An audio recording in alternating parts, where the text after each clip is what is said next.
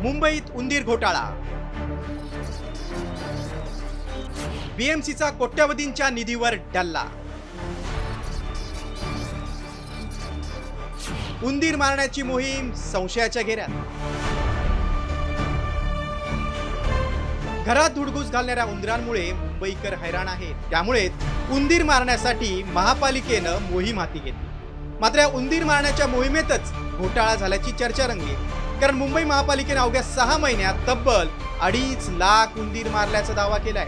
त्यामुळे ही आकडेवारी संशयाच्या भोवऱ्यात सापडली. 6 महिन्यात 17 वॉर्डमध्ये 2,50,000 उंदरांचा खात्मा करण्यात आला. एक उंदीर मारण्यासाठी 20 रुपये दर होता.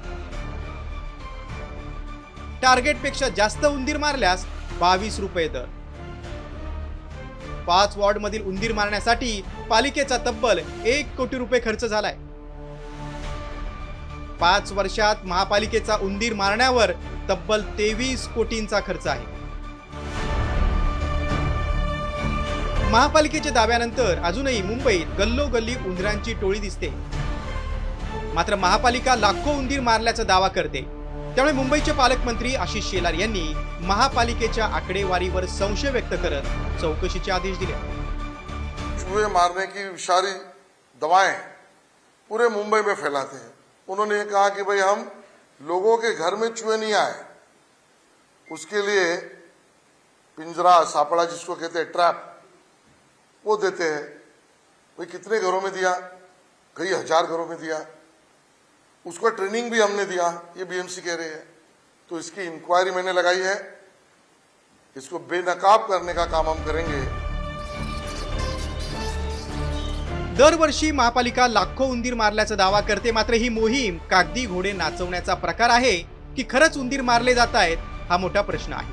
बेजबाबदार आणि भ्रष्ट अधिकाऱ्यांवर कोणाचाच अंकुश नाही, हे वास्तव आहे. त्यामुळेच अधिकाऱ्यांनी खरंच प्रत्यक्षात 23 कोटींचे उंदीर मारले की केवळ कागदावर मारून पैसे खाल्ल्याची मस्त ढेकर दिली, याचं सत्य चौकशीनंतर समोर येणार आहे.